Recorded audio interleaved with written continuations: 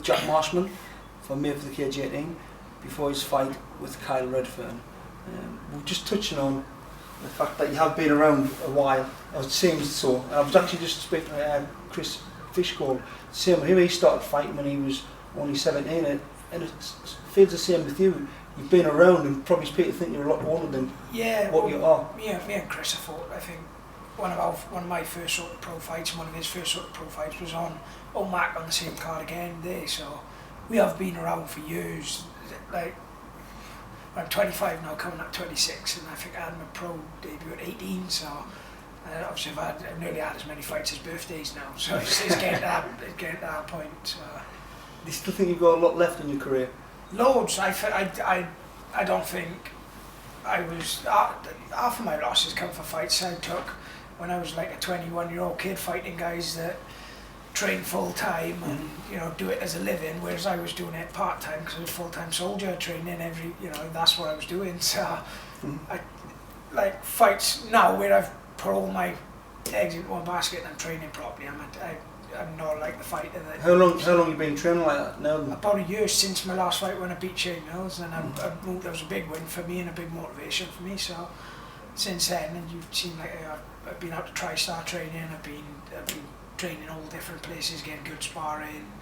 I'm just 10 times better. Do you feel as though you've like I haven't much better as a fighter? Since September last year, so MMA. I've had K1 fights and that, but I think this year is the biggest improvement in my career. I think this is where I'm actually going to show where I'm a better fighter. So, what about the guy who was stepping into the octagon with? I mean, you were scheduled to fight Ryan, but now you've got to put that behind you. Yeah. And now you're fighting Kyle, who's a dangerous opponent. Well, he hits hard, doesn't he? You can tell that he's a big banger, and he. But I hit hard, and I'm a big banger, but I box very well as well when I want to, and I think I got a lot more areas in my game. I got loads of respect for Kyle because he's taken this fight 10 days notice, like upper weight class. You know, he's a lot stacked against him. I'm probably one of the highest ranked guys that he's fought.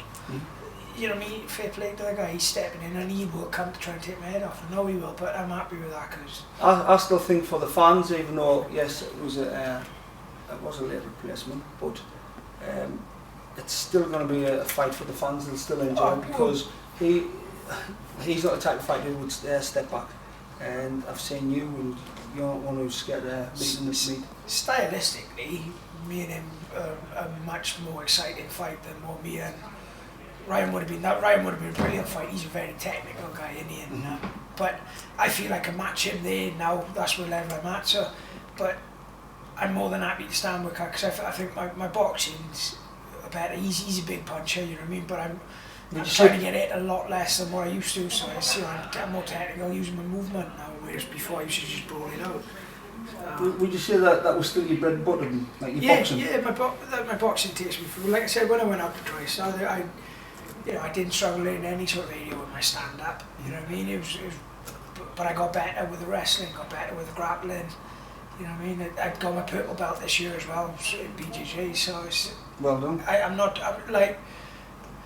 There's no area I think now where I'm really weak, you know, whereas a couple of years ago, there was a few areas where all you had to do was beat me in that area and you're going to win the fight, whereas I don't think I've got an area where it's easy for anyone to beat me now. You know what I mean? There's better grapplers than me, there's better wrestlers than me, there's better strikers than me, but putting it all together, and I don't think there's many guys... I mean, that's why I'm ranked so highly. I don't think there's many guys that'll beat me in all of them.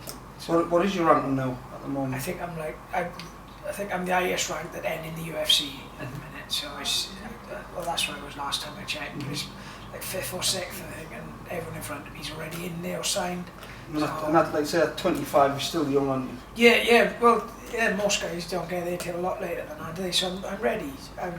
I like to think I'm ready. My last 2 fighters that I fought have been to the UFC level, and then I beat them both, and I felt, you know, with Bola was in tough and Shay was doing well in the UFC, so and I beat him, and that gave me the confidence to know what level I was at. And then I went out to TriStar, sparred some of the best guys in the world and held my own with them, you know what I mean? It's like... Not actually, when you do that type of thing, it brings you the confidence forward. Because what I keep saying is my coach has been telling me for years, are you ready for the UFC? he knows what he's talking about, but in my head I'm sat there thinking, oh well, he's my coach, he's gonna say that, like he's gonna want me to, you know, he's gonna say that. But then when you go out there and spar with guys that have been, you know, in high rankings in the UFC, you know you're ready then. It's like if I went out there and got absolutely mullered, I'd have no confidence, but I've come back so confident I can hang with anyone. So I've got to ask you the last question, which would be, what's your prediction on the fight? It's hard to predict, isn't it? Because like I said, me and him like to bang it out, you know what I mean? But I don't want to be cast as just a banger like I have been for years. Mm-hmm. But then again, if it's working, why, you know what I mean? Why change it? So if we meet on the feet, if I'm on the better of that exchange, that's what I'm going to look to do. If he's coming at me and he's catching me with shots and my head movement then on point and his timing's perfect or whatever, I'll look to take him down. But I can't see. I honestly feel I'm the sharpest I've ever been, so I think we're going to stand on our toes and bang it out. But you know, we'll see what happens. Yeah. Is there anybody you'd like to thank as well while we're here?